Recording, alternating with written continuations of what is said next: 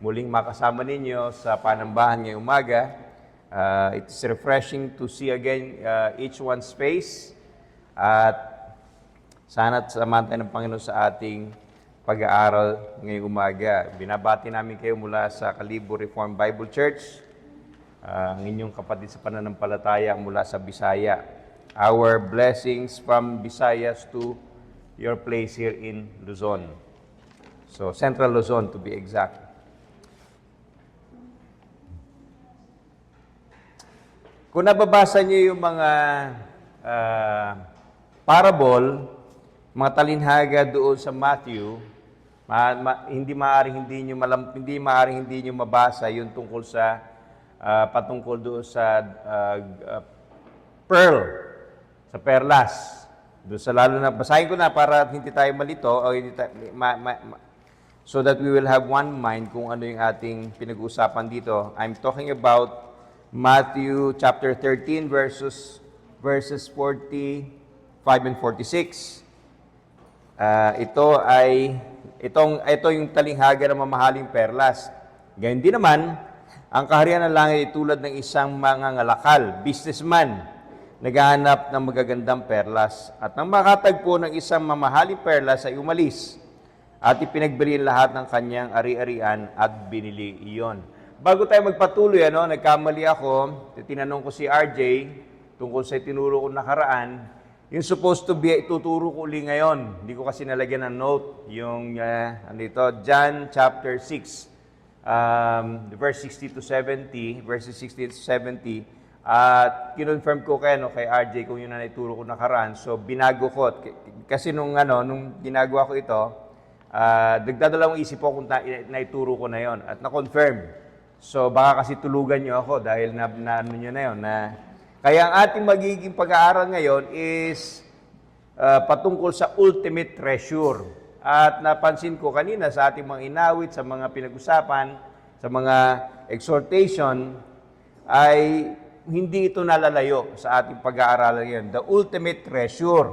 At sisimulan ko yon doon sa merchant na ating binasa dito sa Matthew 13, patungkol sa isang merchant, negosyante, na naghahanap ng pearl.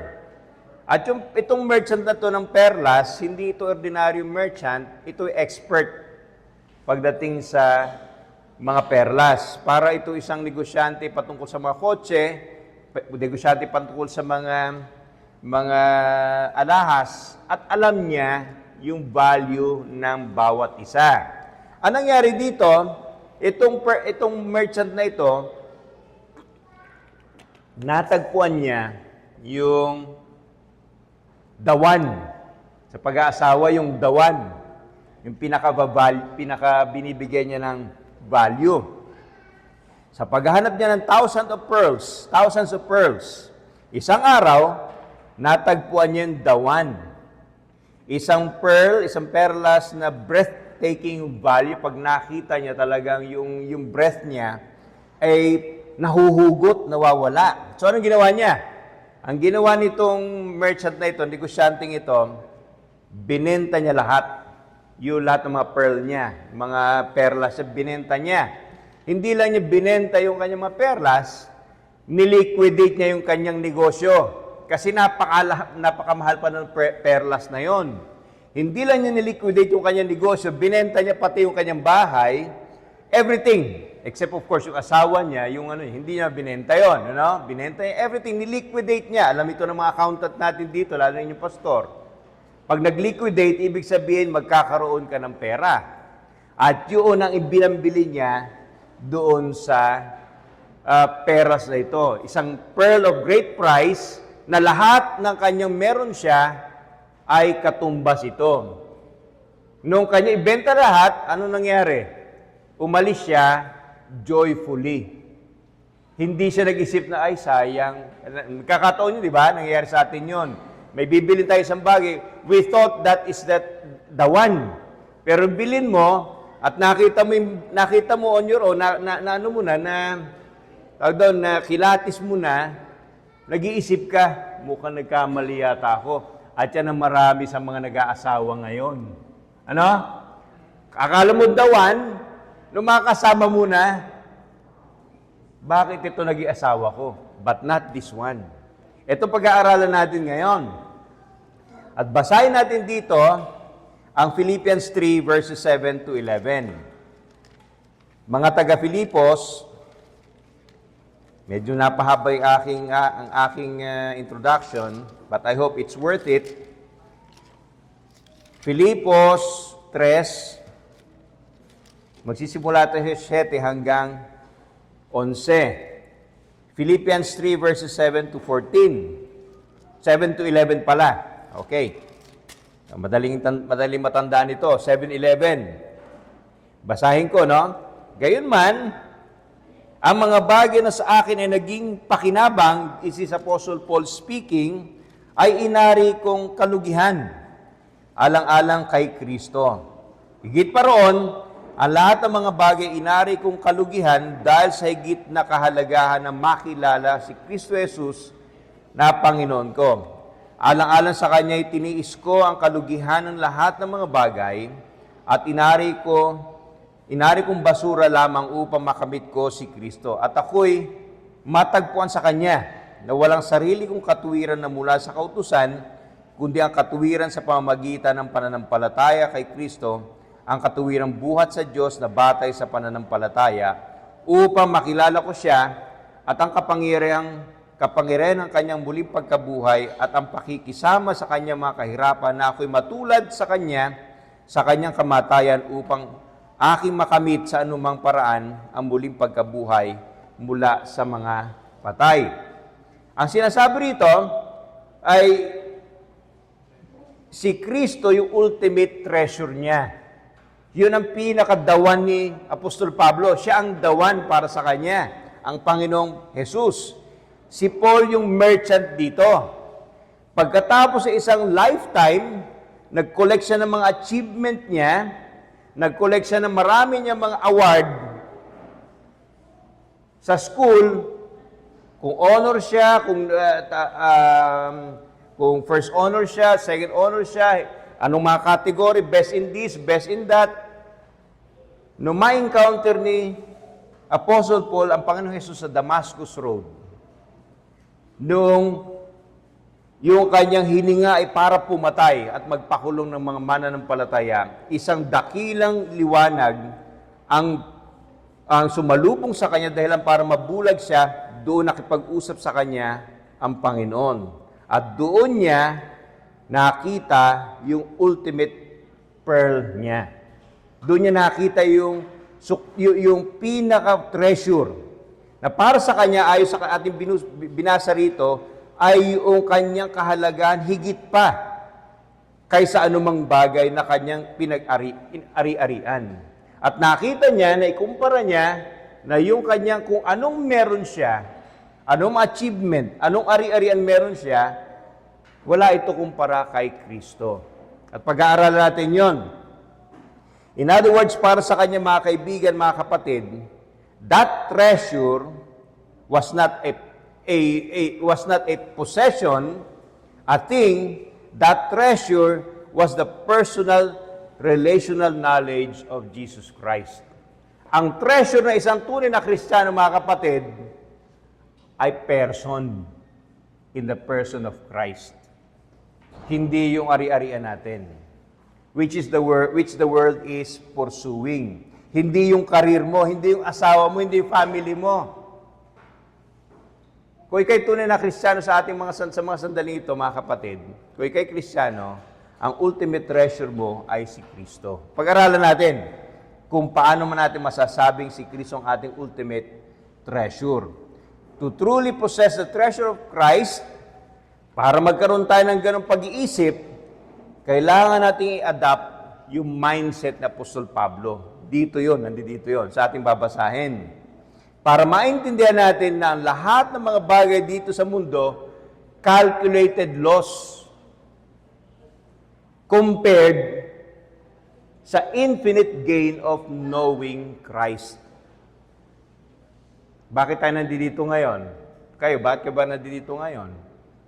Hopefully, it is to have an infinite gain of knowing Christ. So, tingnan natin ang tatlong bagay. The great exchange. Yung dakilang pagpapalitan, magiging accountant muna tayo rito. Counting everything as loss sa verses 7 to 8. And then, tingnan natin, the great prize. Ano mong prize sa Tagalog?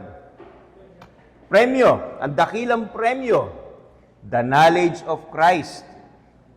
Makilala si Kristo. Ano ba ibig sabihin nun? And then, pangatlo, the great experience. Ang dakilang karanasan. Which, by the way, i-explore natin mamaya sa Sunday School. Okay, the great exchange, yung dakilang pagpapalitan. May math sa gospel. Alam nyo, may math sa gospel. Ang math sa mundo, 1 plus 1 equals 2. Di ba? 1 times 2 equals 2, 2 times 2 equals to 4. Ganon yung math sa mundo. Pero sa gospel, sa salita ng Diyos, baliktad. Everything is opposite, contrary, paradox. The more you have less, the lesser you have, the more you will have. Paano nangyari yun? Tingnan natin yung accounting dito ni Apostol Pablo. Para kay Apostol Pablo, to gain the ultimate asset, para mapunta sa kanya ang sukdulang asset, yung pinakamahalagang asset, which is Christ, who is Christ, you must count everything else as a liability. Lahat dapat liability. Maliban kay Kristo, si Kristo lang ang asset. Tingnan sa verse 7, basahin sa verse 7. Ang sabi dito sa verse 7, gayunman, ang mga bagay na sa akin ay naging pakinabang, ay inari kong kalugihan. Yung dating asset, ang ginawa ni Apostol Pablo rito, kung kayo accountant, ako hindi accountant, pero I know a little about accounting, may dalawang column. Ano tawag ito sa papel na yon? Yung dalawang column, debit and credit. Ledger ba yan? Ledger, no? Ledger. Kasi iba-ibang libro yan, kaya hindi ako nag-bookkeeping nung high school. Nalito ako dyan. Pero yung ledger, sa ledger, merong asset, merong liability. Tama ba? Debit, credit, sa ba debit? Dito, no? Debit, credit. Debit, credit. Ibig sabihin, liability, asset. Si Apostol Pablo, bago siya nakarating sa Damascus Road, bago niya na-encounter ang Panginoon sa Damascus Road, yung kanyang asset, yung kanyang lahi. Siya ay isang Benjamite. Ibig sabihin, matitrace niya kung saan siya galing. Doon sa kay Benjamin, yung bunsong kapatid ni Joseph. Alam niya, matitrace niya yon, yung lineage na yon. Hindi siya Samaritan na lusaw na yung kanilang lahi. Hindi nila alam kung saan sila nanggaling. Yung mga half-brothers nila doon sa north, siya ay Benjamite. Hindi lang siya Benjamite. Siya ay tinuli. After 8 days, kasi nung utos kay Abraham. Kay Abraham, inutos ng Panginoon, lahat ng mga lalaki sa iyong household, pagkatapos ng 8 araw, tuliin mo yan. Kaya si Abraham, tinuli siya, matanda na siya. Yung kanyang magiging anak, wala pa noon, pero si Eliezer, na kanyang lingkod hanggang doon sa pinakabatang slave, tinuli. Si si Saul, siya ay tinuli 8 days pagkatapos niyang ipanganak. Yun ay pagmamalaki niya, asset niya yun. Hindi lang yun, siya ay isang Pharisee. Sa lipunan sa Israel noon, sa Juda noon, sa mga Hudyo noon, ang pagiging Pharisee ay pinakamataas na karangalan. Kasi itong pinakamahigpit na sekta. Ito nga binasa kanina ni RJ kanina, na maski yung mga herbs, mag-iika po sila. Lahat ng bagay sa kanila, mag-iika po sila. Kasi yun ang batas nila eh. So napakahigpit niya doon. Yun, asset ko yun. Sabi ng Apostol Pablo, hindi lang yun. Hindi lang yun, ako ang papalit kay Gamaliel. Si Gamaliel, sa panahon nila, siya ang pinaka-tinitingnan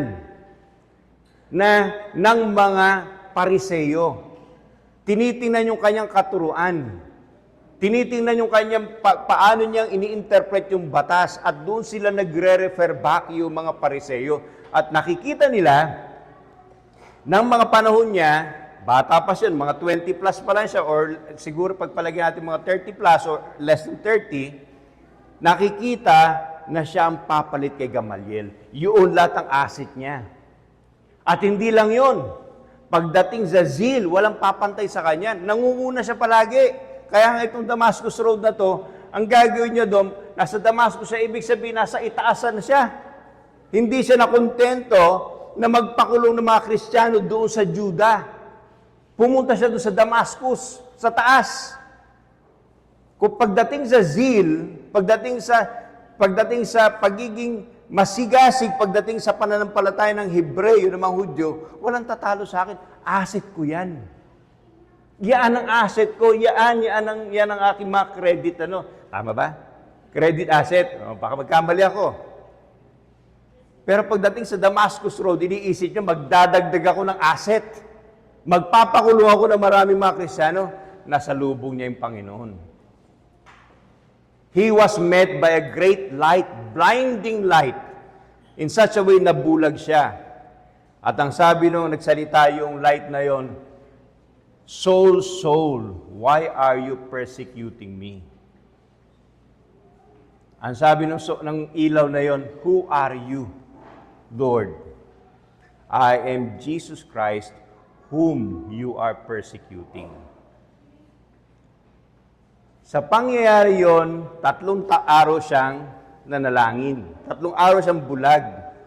In other words, nabaliktad. Yun ang nangyari.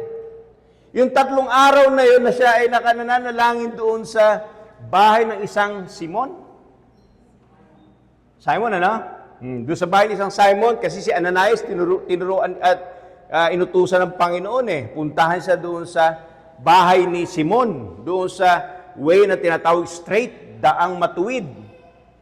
And behold, he was, ang ginagawa niya? Praying. In other words, mga kapatid, noong mga sandaling yon, nag-a-accounting si Apostol Pablo. Nananalangin siya because nagkaroon ngayon ng great exchange. Yung Damascus Road na yon, mga kapatid, saan ang Damascus Road nyo? Ako, ang Damascus Road ko noon sa National Bookstore.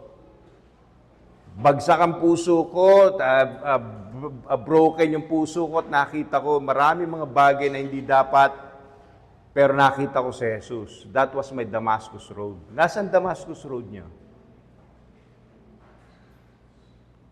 Meron dapat. Meron kayo naaalala. So yun ang nangyari sa kanya. Kay Apostol Pablo. At hindi lang yun, sabi niya, mga kapatid, sabi niya rito, verse 7, sabi niya rito, sinabi niya kalugihan, di ba? Sabi niya, lahat ito inari kong kalugihan, alang-alang kay Kristo for the sake of Christ. Higit pa roon, sa verse 8, ang sabi niya rito, ang lahat ng mga bagay ay inaari kong kalugihan dahil sa kahalagaan na makilala si Kristo Jesus na Panginoon ko. Tingnan niyo yung word, inari niyang kalugihan, he counted it as loss. Lahat. That was the past. Pero, hindi lang naging past yung Damascus Road para kay Apostol Pablo. It was the present. Kaya sinabi niya rito, I count, hegumai, all things as lost. Para kay Apostol Pablo, yung Damascus Road, hindi nagtapos sa Damasco. Yun ang naging pasimula ng buhay niya. Ibig sabihin para sa kanya, he considered everything as loss, at kung merong magko-compete do sa bagay na ilalagay niya as loss. Marami mga Kristiyano sa ating panahon, marami silang kinonsider as loss na dati gain, pero pag napopromote sa opisina, nagiging asset uli yun. At kapag sila ay gumagaling o kaya sa school sila nagtatap, nagiging asset yun.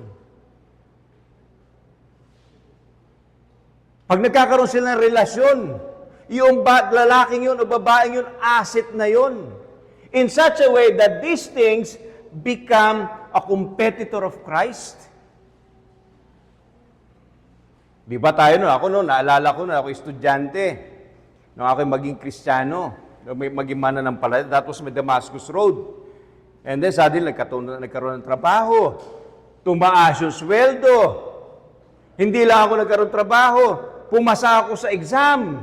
Nagkaroon ako ng magandang sweldo. Tumaas yung kita ko. Hindi ko na mamalayan, yung pala nagiging asset na yun. Anong asset sa'yo ngayon, kapatid? Bahay? Kaya ikaw nagpapakahirap para magkaroon ka magandang bahay? Nagpapakapagod para yung latest model sa sasakyan? Yun na bang asset sa'yo? Si Apostol Pablo hindi. May mga dumarating sa kanya na mga pagkakataon. Finorgo niya yung seat ni Gamaliel na sana papalit siya at titingnan siya lahat ng mga Hebreyo at lahat ng mga Pariseyo. Pero finorgo niya yun. Kasi tingin niya, liability yun. Nung magkaroon ka ba ng anak, asset ng anak na yan? In such a way na yan ang magrarab ng worship mo kay Christ? Nagkaasawa ka, nalimutan mo na, meron palang linggo na dapat i-worship si Christ.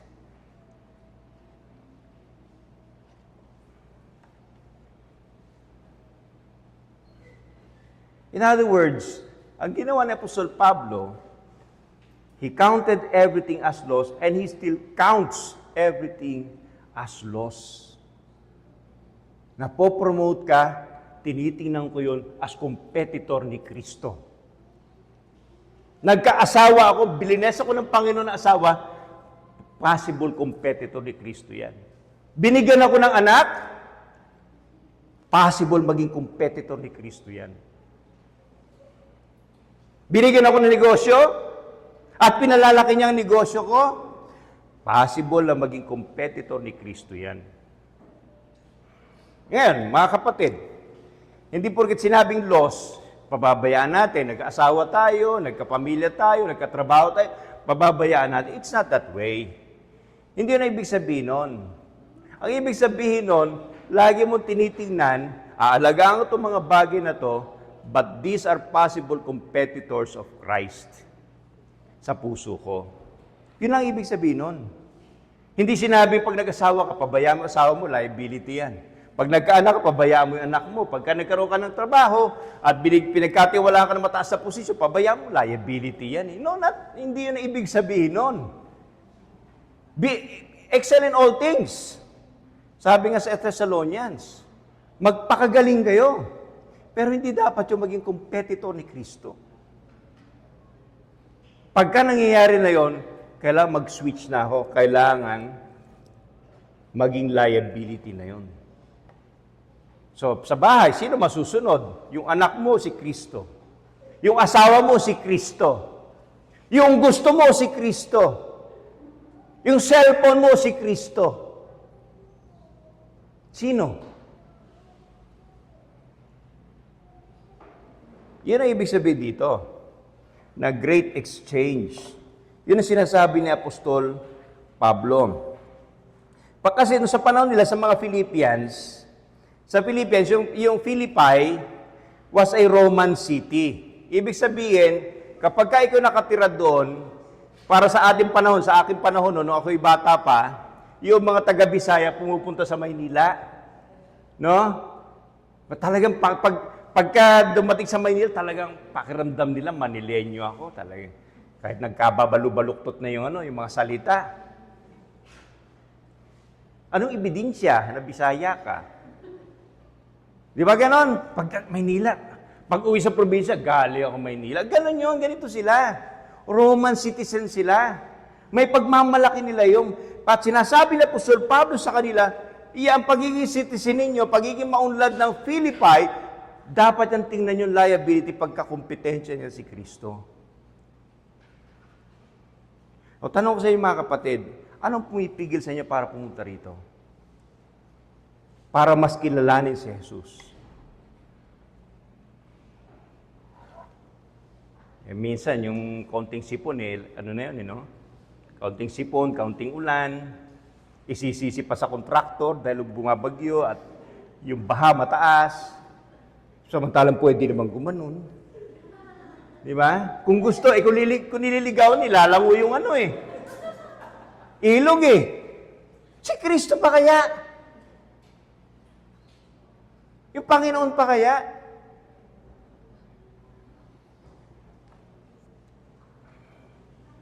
So yun, the Great Exchange. Ano ngayon ang ginawa ni Apostol Pablo para mapagpalit niya yung asset and liability? Paano niya tiningnan? Tingnan natin sinabi ni Apostol Pablo sa 8b. Alang-alang sa kanya, kay Kristo, tiniis ko ang kalugihan ng lahat ng mga bagay. Kasi totoo naman, nalugi siya. Kung siya magiging Gamaliel, sigurado meron siyang residential palace. Natitiran siya ng isang matalino, magaling at tawag doon, tinitingalang tagapagturo. Meron siya noon. Si Gamaliel, hindi siya nanggaling sa isang lugar, pupunta doon sa pagtuturo, naghihikaw siya. Lahat ng praises, lahat ng honor, lahat ng privilege, ibibigay kay Gamaliel. Nalugi talaga siya. At malulugi ka kung Kristiyano ka. Ikalulugi mo yung boyfriend mong unbeliever. Ikalulugi mo yung promotion. Hindi ka ma-promote kasi honest ka. Ikalulugi mo yung negosyo mo, hindi tataas, hindi lalaki kita kasi sarado kapag linggo. May kalugihan. At yun talaga mangyayari. Kaya sa amin, sa Kalibo, may umaatin doon na nakakapigil sa kanyang bakery niya. Sabi niya, hindi sila kumikita. Kung weekdays, hindi sila kumikita, Sunday, lalo na kasi doon yung mga tao dahil nagpupunta ng palengke kasi sa palengke nila. At pag naglagay ka ng pwesto sa palengke, dapat bukas ka pag linggo. No? Kasi pagka ikaw ay kumuha ng pwesto sa mall, sarado kapag linggo, may diferensya utak mo. Kasi yun ang pinakamaraming tao, kalugihan.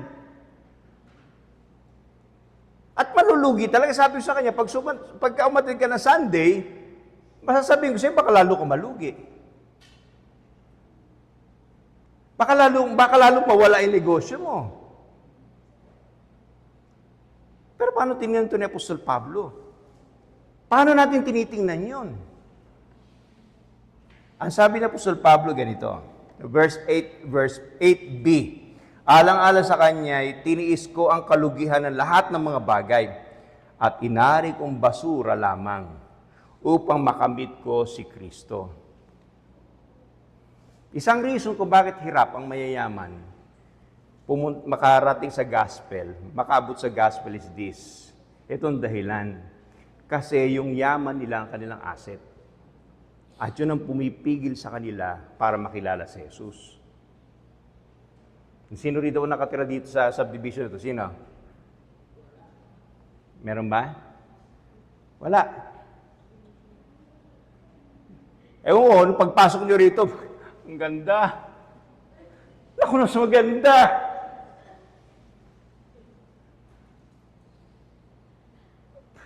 Dahil kay Kristo, hindi ko magagawa. Hindi mo alam kasi baka ilan may mga contractor dito, no? Hindi ko sinasabing meron, ha? Baka meron. Pero kung contractor, sabi niya, yung subdivision na to, napaka-low class naman ang subdivision na to. Lalo kang nainggit. Sa isang diskaya na yung kanyang mansion, 666 million. Kilala niyo si Diskaya? Kilala ngayon, ano? Nakakahiya, nakalubog sa Sa kahihiyan yung pangalan Diskaya, Curly and Sarah Diskaya. May biro ba na may 100 Escalade? 100 may 40. Ha? 40. Isang puti, isang itim. At bawat isang Escalade, 19 million, wala pang tax. Nainggit ka, no? 40 pa Escalade. Sasakyan lang yun. Ano na? Payong? Diba? Pero para kay Apostol Pablo, kahit 100 Escalade pa yan, kalugihan yan, basura yan. Basura yan. Bakit tayo nagpapakahirap? Pumunta ng Saudi, pumunta ng abroad, pumunta ng everything, pababayaan yung pamilya. Para magkaroon isang kahit 1.5% ng bahay ni Diskaya.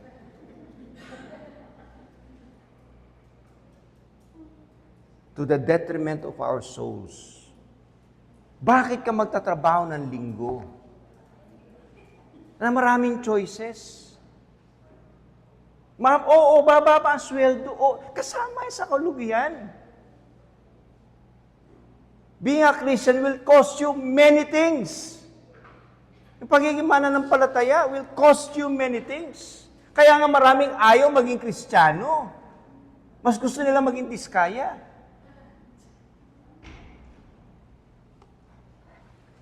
Pero si Apostol Pablo, tinignan niya yung anumang nawala sa kanya bilang, ano sabi niya doon, ang word dito ginamit, basura. Alam niyo ba yung ginamit ng word dito na basura? Alam niyo ba yung Greek word nito? Greek word? Ano yung naiisip yung pinakamaduming bagay? Ano? Ha?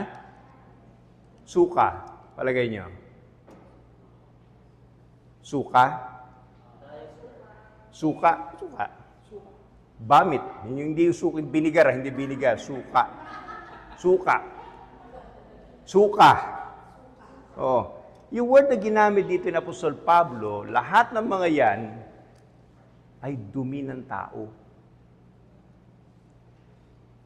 Doon tingin niya. Kahit 100 Escalade yan, puro dumi ng tao yan as far as I'm concerned. Kasi yan ang makakapigil sa akin para makilala ko si Kristo. Yan ang makakapigil sa akin. Para kay Apostol Pablo, the knowledge of Christ at 10 laki ng asset ni Diskaya, ilagay mo yung knowledge ni Christ, ilagay mo yung asset ni Diskaya, gawin mo pang 100 beses, 100 ulit ang bigat nun. Paglagay mo sa timbangan ng knowledge ni Kristo, yung kaalaman kay Kristo, titilapon lahat yun. Pero mga kapatid, nakakalungkot, marami Kristiyano pinagpapalit si Jesus. Nawala yung Damascus Road. Sa konting pag-unlad, nakakita ng gwapo, nakakita ng maganda. May promise ng pag-unlad, makakaalis tayo dito sa lugar na to, mapupunta tayo sa lugar na yan. Pagka ako medyo nag-tweak ng konti sa negosyo ko, tataas yung aking adventure, magiging Lexus. At maraming Kristiyanong ganon. Ang dami natin mga bakante upo. Nasaan sila? Nasaan sila? At para sa inyo dito, ang pwede maging halimbawa kay Pastor JP, maaaring maging kalaban niya rito pagka yung ministry nagsasucess. Maaaring maging competitor ni Kristo yan.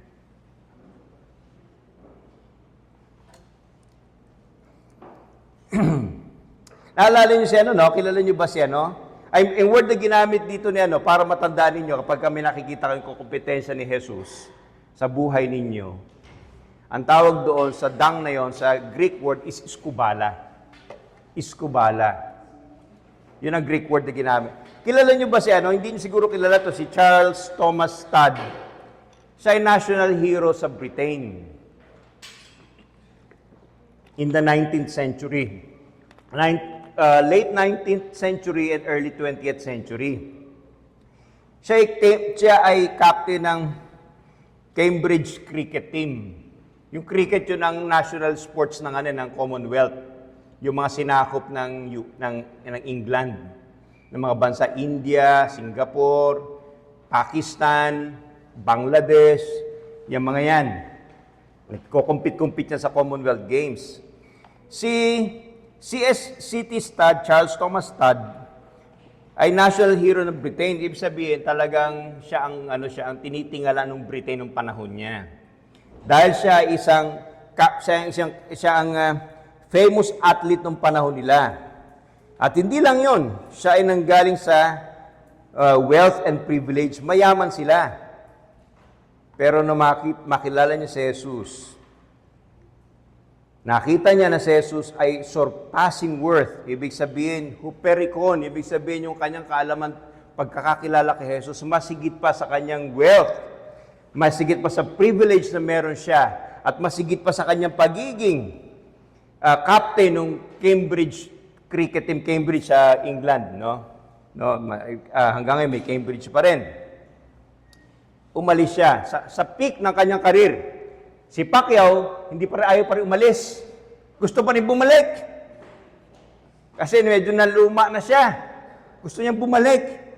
Eto si C.T. Studd, siya ay nasa peak. Ibig sabihin may iaangat pa siya. But he walked away from all of those things. Alam niyo ang ginawa niya? Naging missionary siya sa India, China, Africa. Sa lugar na hindi siya makikilala for the knowledge of Christ. Namatay siya as a missionary, mahirap. Pero lahat ng tingin niya asset sa buhay niya, ginawa niyang liability. Yun ang challenge sa akin eh.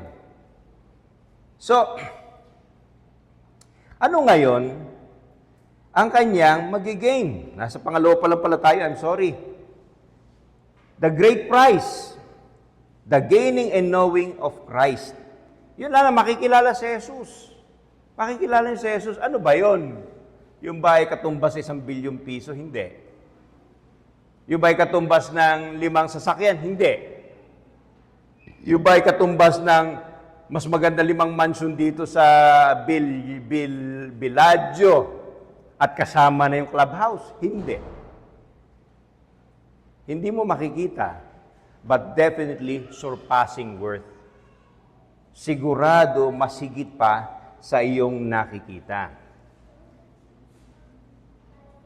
Para kay Apostol Pablo, the goal of the exchange, at ito nangyayari sa maraming Kristiyano, ang goal kung bakit pinagpapalit ko ang mga bagay dito sa mundo para kay Kristo is to avoid hell. Hanggang doon lang. Kaya nga sa ating panahon ngayon, maraming mga Kristiyano nagsasabi sila Kristiyano. Why? Because I know Christ. To avoid hell. Para maiwasan ang impyerno. At nagtatapos sila doon. Pero para kay Apostol Pablo, it is not only to avoid hell, but to gain a person. Ay, kaya hell ba ikaw babae? Ikaw babae, meron nangyari kasi sa amin yan. No? May nanligaw sa'yo. Isang lalaki. May nanligaw sa'yo. At naging asawa ka niya, ang reason pala niya, kaya kanya inasawa, kasi gusto niya umiwas sa hirap. Meron sa amin yan eh. Umiwas sa hirap kasi yung babae magandang katayuan sa buhay. So, the goal of marrying that person is to avoid poverty. Hindi to gain the person. Hindi para makilala siya. Kasi pagka mawawala ako sa hirap, maaahon ako sa hirap. At ako ay mabubuhay ng maayos. Yun ang maraming Kristiyano sa ating panahon ngayon. They want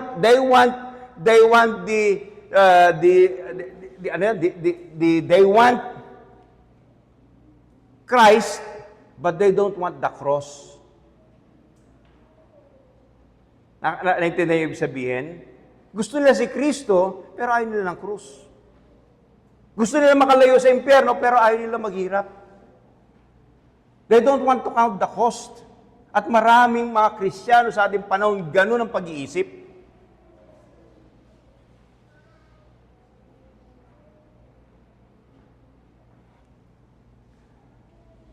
Many Christians are content with the transaction of salvation. Hindi lang sila maging guilty. Gusto nilang life insurance, pero si Apostol Pablo, he wants the insurer. Yung nag-insure sa kanya. Kahit walang insurance, basta nasa akin yung insurer. Para kay Apostol Pablo, ganun yun. Ganun siya.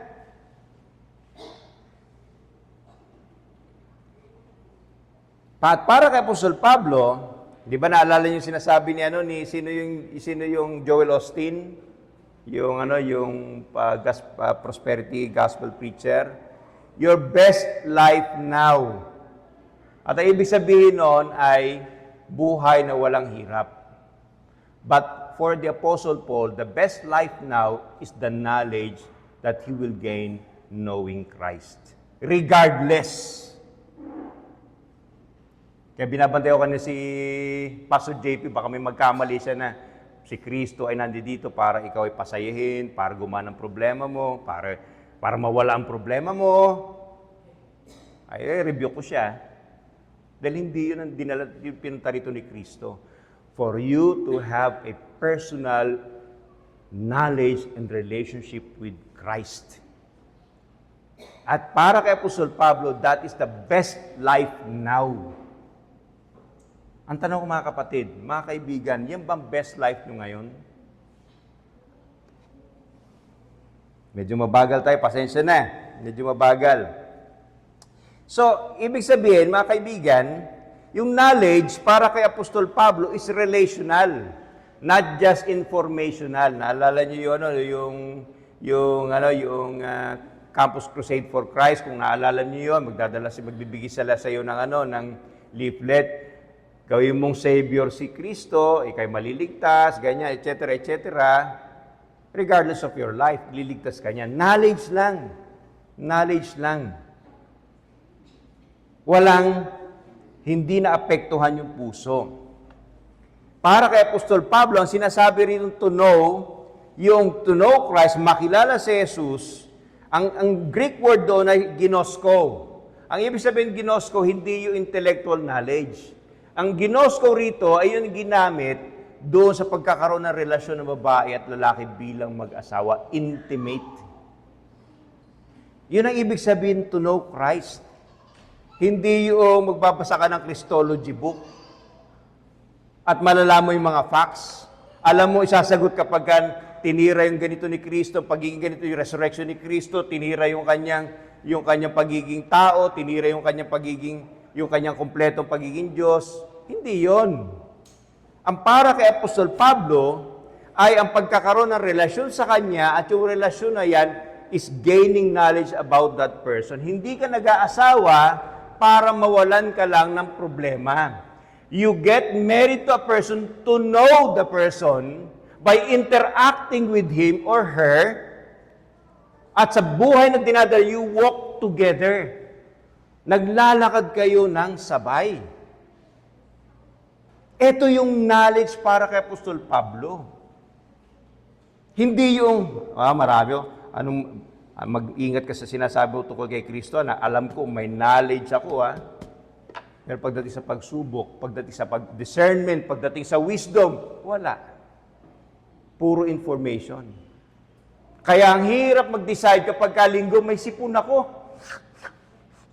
Aatin ba ako o hindi? Hirap na hirap mag-decide.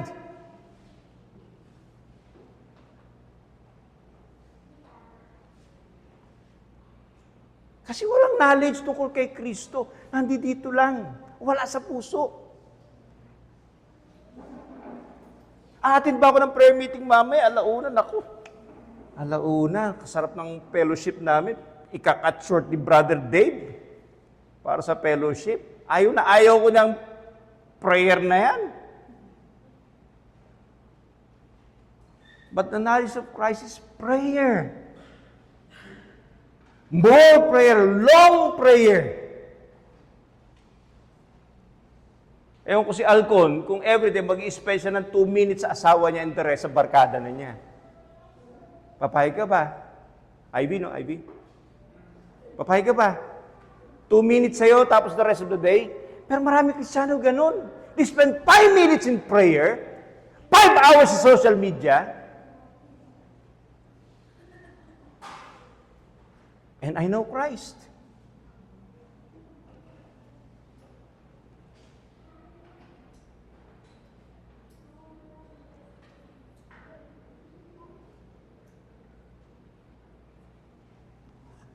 Para kay Apostol Pablo, imagine niyo si Apostol Pablo, how he spends his day. Imagine niyo siya. Sa typical na Kristiyano sa ating panahon ngayon, paano siya mag-spend ng araw niya? Yung typical na Kristiyano sa ating panahon, paano mag-spend na isang araw? Bibigyan ko kayo ng halimbawa. Gising sa umaga, anong unang inahawakan? Naku, alam na alam niya, no?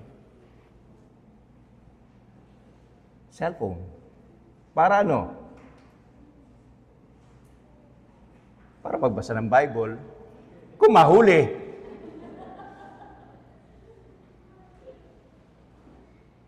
But do you first go to Christ? Alam nyo, si Kristo, hindi siya isang ordinaryong taong katulad natin. Ano ba si Kuya Rudy? Kuya Rudy, masasabi mo 100% kilala mo na si Ate Marieta? 100% kilala mo na siya? Ilang taon na kayo kasal? 32. Ate Marieta, nawala. Nasaan? Tao yan. Di ba tao lang yan? And yet hanggang ngayon, hindi mo sabi 100% kilala mo siya. Minsan mapapakamot ka, ba't ganun ginawa ni Marieta? Nagdesisyon kayo, minsan bangga. Di ba? Ito direksyon niya, ito direksyon mo. Naghihilahan kayo. How much more knowing a person who is eternity itself? Tapos 5 minutes lang? Sa umaga pa yun, o kaya pag pagod ka na sa gabi, saka ka mag-i-spend ng 5 minutes? Palagay niyo si Apostol Pablo, 5 minutes lang siya? Bakit naging napakaganda ni Kristo sa kanya? Bakit siya mismong asset? Hindi natin ma-imagine yun because we spend 5 minutes!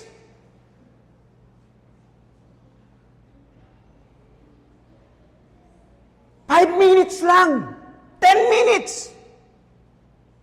A day! To know Christ in prayer. Kaya pagdating dito, ang lamig ng puso. Naghahanap para matapos na ito. Sana mapatawa ako ni Pastor Andy.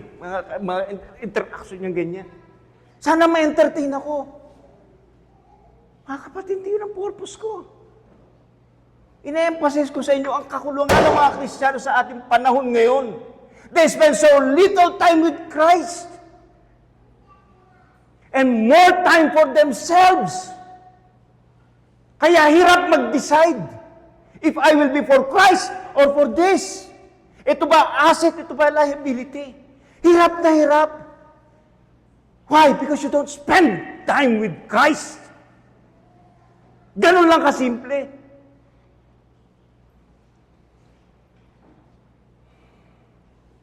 Hindi masasabi ito ni Apostol Pablo kung 5 to 10 minutes a day lang siya kasama si Jesus. Sinasabi mo, maaari sabi mo sa akin ngayon, busy ako may pupuntahan ako Tanggalin mo ibang bagay. Importante ba yung TV? Importante ba na dapat 3 ang niluluto mo sa isang araw?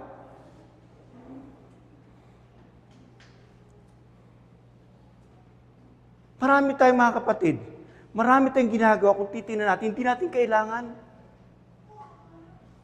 Marami. Yung sinasabi kanina ni Pastor JP, yung mga tao ngayon, hirap na mag-isip. because they entertain themselves to death.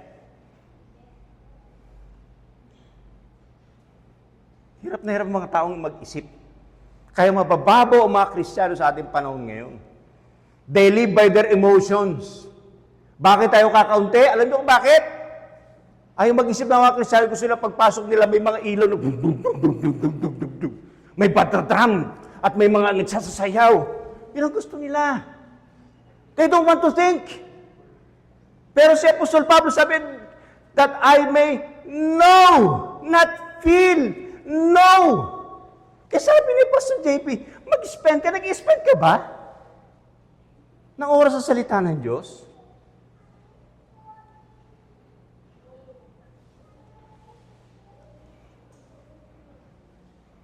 Nag-spend ka ba ng oras? O kumpara mo ngayon, mag-spend ka ng oras sa Facebook mo at saka sa Word of God. Sana mas mahabang oras.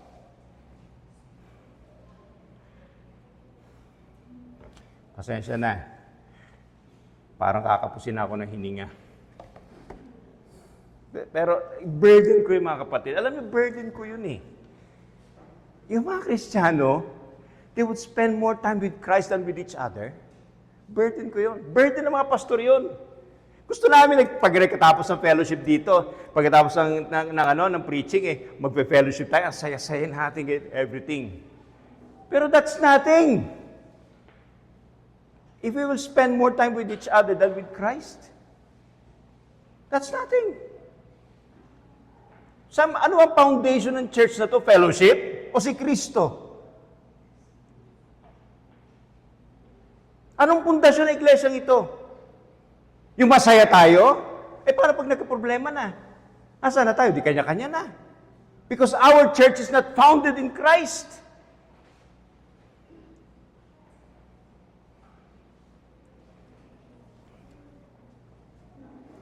Burden namin yan, Pastor JP. That you would spend more time. Burden ko sa asawa ko yon. That she would spend more time with Christ than with me. Burden ko yon. Burden ko na makita yung mga anak ko na sila ay tumatawag kay Jesus.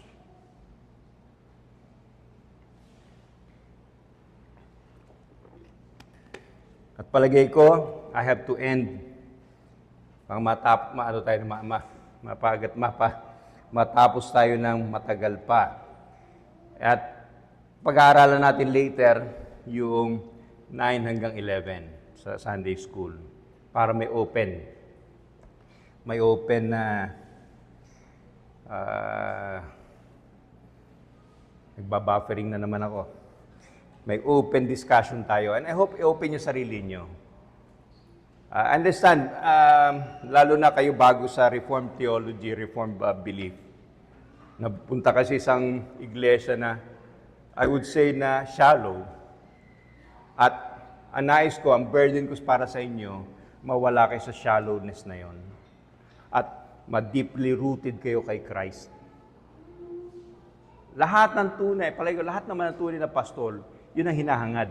Mas makilala si Jesus ng kanilang mga tupa. Yan ang gusto. Yun ang goal ko para sa iglesia rito. To see this church grow. Hindi nag-grow dahil may mga ilaw na maingay pagpasok, hindi mo alam kung nasa club ka o nasa church ka. Na hindi nagkakagulo dahil merong kapihan dito, merong swing doon, merong kung ano-anong ginagawa dito. But because there is Christ. The simple preaching of Christ. At lahat na-attract because of Christ. Isipin niyo, imagine niyo, punong-puno ito. At ang tangi pinipreach dito ay si Kristo lang. May kinawit kaya tayo kanina. When peace like a river attended my way, when sorrows like billows roll, whatever my lot, thou hast... Ano nga ba yan?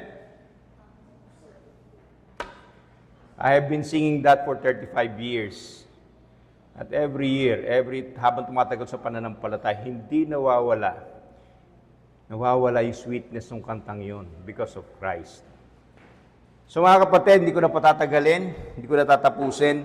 Ang tanong ko mga kaibigan dito, Is Christ your asset? Is Christ your all?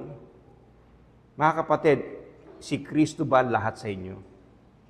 In such a way, mawala man ang lahat ng bagay, I still have Christ. In other words, mawala man ang lahat ng bagay sa akin, mawala ang health ko, mawala ang pamilya ko, masakit, yes. Mawalan ako ng trabaho because I stand by the truth. Bumaba ang sweldo ko dahil ayaw ko mag-participate sa wickedness. I still have Christ. In other words, I still have everything. Masasabi mo ba yon, kapatid? You have everything because of Christ. Sana ay tulungan tayo ng Panginoon. It's already 10 to 11 at kausapin tayo ng Panginoon. Manalangin tayo. Salamat po, Diyos, sa iyong salita at salamat sa mga katotohanan na inihayag mo sa amin. Salamat at nakikinig ang lahat. Kausapin mo po ang bawat isa sa amin. This we ask in Jesus' name. Amen.